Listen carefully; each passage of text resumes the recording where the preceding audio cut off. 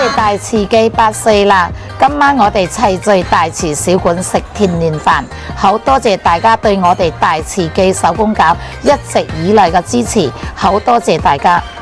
8年嚟，我哋由一間細細餃子鋪發展到今日有大慈記大排檔、大慈小館、雅致嘅酒樓，有鑊氣嘅小炒，有熱氣騰騰嘅火鍋，仲有你哋最中意嘅手工餃子同鮮蝦雲吞。